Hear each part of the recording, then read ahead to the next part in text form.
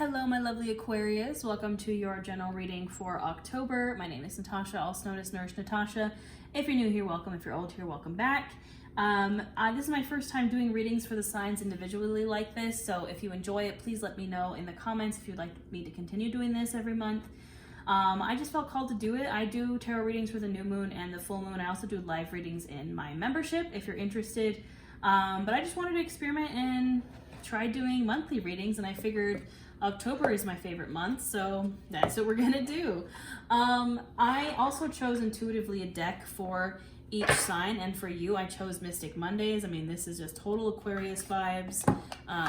This is the box. This was actually one of my first decks ever, and I mean, it's super thick, so I have baby hands, so it's kind of hard for me to shuffle, but I'm gonna do my best for you guys.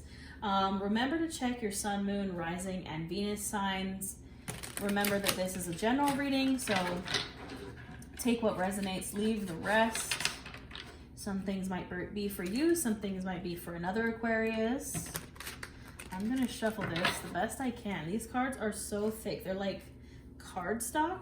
So even though the cards themselves aren't that big, like lengthwise, they're just sheet thick.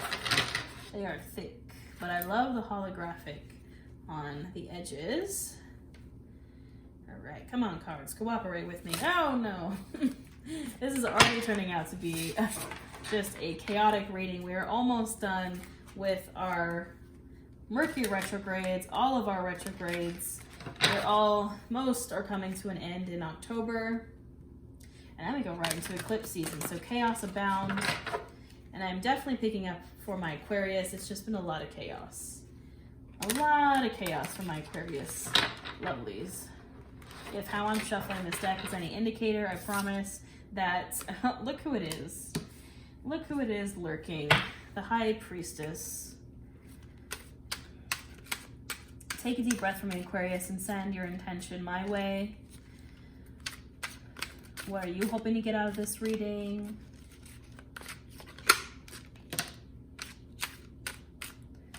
You guys already have a ton of cards just popping out.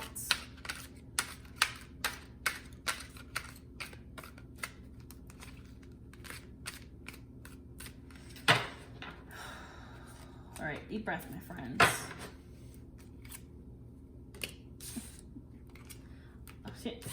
Well, all the water energy, definitely. All right, so this is the bottom of the deck. Okay, well, first of all, I love these cards. How beautiful are these cards? All the colors, all of the it's very aesthetic. But we had the High Priestess pop out, which is funny. One of my very close friends is an Aquarius, and this is kind of her card, so I associate it with Aquarius, even though the High Priestess doesn't necessarily have a sign that she is associated with. And we have the Empress as well. Excuse me, I have to sneeze. Oh my goodness. Whew. Got my allergies going, Aquarius.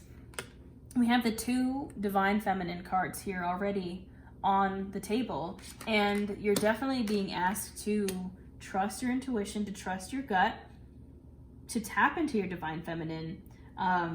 You know, it's really, the Empress, when I see the Empress, I think of luxury. I mean, look how luxurious she is. She is laid back. She is relaxing. She has bananas. She has a pomegranate. I think she's wearing a pineapple hat. And, you know, I don't want to say it's time to sit back and relax, but, and this is in the position of past. We're doing past, present, and future here. And I feel like you have really been tapped into the Divine Feminine, perhaps taking a break, perhaps tapping into this luxurious energy, very, I don't want to say extravagant, opulence, just really taking care of yourself. Heavy on the self-care here in the Empress. I mean, does it get any better than that? Honestly, and I think you've been in that energy, Aquarius. And you are there because you knew it was needed, right? You trusted your gut. You trusted your intuition that said, hey, I need a break. I need to go back into my Divine Feminine energy. I need to heal. Perhaps I need to create. The Empress is also a card of creation. It can be a card of pregnancy, but more so just creating something, right? Pregnancy is about creation. Perhaps you needed to create something new. You needed to take that time to, you knew that your gut was telling you, hey, I need to take some time. I need to go and relax and just vibe and take care of myself to create something new. And I feel like the Ace of Cups, again, this is past, this is present. The Ace of Cups is what kind of came out of that creation. A newfound feeling of love for yourself or for others. A new cup. I mean, traditionally, the Ace of Cups is the universe handing a gold cup to you. I'm hearing the beginning of a loving journey, whether it's self-love or otherwise. But then we have the Tower. And I know we are afraid of the Tower, but honestly, I have been embracing the Tower lately. And I was watching a reading the other day of one of my favorite readers, and she was saying about how, and it was in the Pisces reading that she did, and she was saying about how you can be the Tower. Instead of looking at the Tower as something terrible is happening, because right, the Tower traditionally is lightning striking your tower, and that tower is coming crumbling down. However, in this case, I mean, we have the High Priestess and the Empress. You did your healing. You spent a lot of time in that. It's feeling very dreamy. It's feeling very like at home, taking a break, tapping into that luxury, taking care of yourself. And now that this new offer is coming in, this new cup, it is a shock. It is a change to what you're used to. However, I think that you are embodying this Tower energy. You're like, I gotta change it up. I gotta change it up. I have been here for too long, and not to say that this was bad, but I need a new cup. I need to drink a fresh drink of water, a cool drink of water. I don't know why that's coming through. A fresh new cup. I need to start that cup journey all over again. I want to shake it up. So you might be doing something that puts you in your Tower energy, something that's changing your life completely, or maybe if you've been thinking about it, I'm giving you the green flag to go ahead and do it. It's time to embody that Tower energy. Instead of waiting for the Tower to come to you and like totally throw things off, it's time for you to go to the Tower. It's time for you to actually be the Tower. Instead of waiting for the Tower to happen or inviting in the Tower, you be the Tower. You do something that is going to completely shake up your world. It is time, Aquarius. You have been here for so long. You have been relaxing for so long. It's time to shift it up. It's time to change it up. And if you can, we have the Nine of Cups and the Nine of Swords. Lots of nines. And it's funny to me because these two cards are kind of opposites of each other. I mean, just look at what's happening. Look at the love and it's so happy. And then look at the Nine of Swords. It's like opposite, bunch of swords in my brain, right? I think these are kind of, I don't want to say your two choices, but your two outcomes. One outcome is the Nine of Cups. One outcome is the Nine of Swords. There can also, I think it's also a play on duality. I think it's important to remember that these two things can both exist at the same time. I think we get caught up in the fact that when something good happens to us, right? When we get our Nine of Cups, our wish come true, our wish fulfillment, we're still stressed. We're still anxious. We still have depression. We still struggle with mental illness. We still have things that we're worried about. We're still kind of in this Nine of Swords energy, and that's okay. It's okay to be both. It's okay to have duality. It's okay to feel both at the same time. You can still be happy and grateful and excited and so happy and just ecstatic that this Nine of Cups came through. You can also be stressed. You can also have anxiety. You can also struggle with mental illness. These two things are not exclusive to each other. I think we think that they are, but they're not. So tap into your dual nature. The High Priestess as well, you know, she's traditionally depicted with the triple goddess, Mother, Maiden, Crone. All of those energies, the Ace of Cups and the Tower, which if you will, they could also be considered opposite energies. You can have them both at the same time. These dual energies can exist. You can be happy and be sad at the same time. I know that sounds crazy, but it's true. You can be very happy about something in your life while also being sad about something else. That is the nature of duality. At the bottom of the deck, we have the Seven of Pentacles. Look at that, the Ace of Pentacles.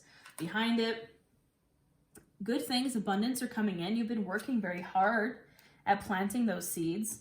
You know, kind of whatever this seed was, it's kind of become a tree. You planted it, And now it's like almost a full-grown tree. The Seven of Pentacles is before the Eight of Pentacles, which is before the Nine of Pentacles, which is before the Ten of Pentacles. You are on your way to that abundance. And how do we get there? By watering our tree. We have lots of cups here. Taking that Ace of Cups and putting it towards whatever it is you're working on, that long-term goal. And maybe shaking it up a little bit. Maybe the reason why you're kind of stuck here in this Seven of Pentacles is because you're kind of refusing to shake it up. You're refusing to, you've been kind of stuck. You're like, why isn't my tree growing? I mean, it's given me some pentacles. It's given me some abundance. It's given me some harvest, but it can't seem to get past that point. You gotta shake it up. You gotta be the tower. Don't be afraid of the tower. Be the tower.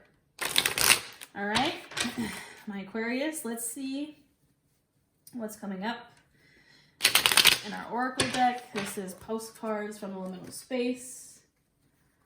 What's going on for my Aquarius?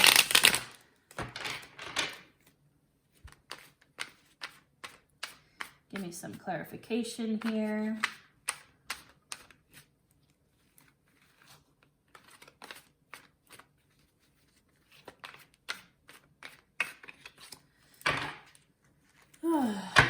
All right.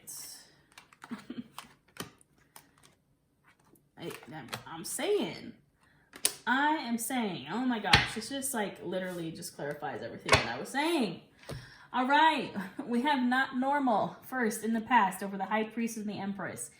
It's not normal for you to take that long of a break, I'm hearing. It's not normal for you to just be in this like very chill self-care energy for so long. I feel like you were in stasis mode and it wasn't normal. That's not to say it wasn't good, because these are both very positive energies, but it's just not normal for you. You don't tend to do that very often. I think you went to that place to heal, and now you're ready to come out of it. You're like, it's almost like too much. It's like the concept of like, if you like were to eat pizza every single day for like a year, you get tired of pizza. If you were to stay in this luxurious, not doing anything, chilling, healing, creating mode for so long, you'd get tired of it. You'd be like, I need to do something else. Like, I need to get out of my house. And that's okay. Live a fantasy. Again, this is over the Ace of Cups and the Tower. What did I say? You need to be the tower. You need to put on that wig and go live your fantasy. The reason why your tree isn't growing any bigger, the reason why you're kind of stuck and you keep getting these cups. I feel like you keep getting cups to water that tree, but you're not really doing much with it. You need to take that cup and you need to go buck wild. Okay, Aquarius, this is me giving you permission to just go for it. Whatever that thing is that's been scaring you, it might feel like a tower moment. It might be absolutely terrifying. It might change your life completely, but it's time. It's time to live a fantasy. And I think it's DJ Khaled, that meme where he's like, congrats, you played yourself. You're playing yourself if you don't think these two energies can coexist at the same time. You're playing yourself if you're not going to go ahead and take that risk and live that fantasy.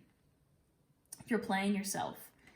I love you, and I know this is a bit harsh, but you're playing yourself. You can have the wish come true, and you can have anxiety about it.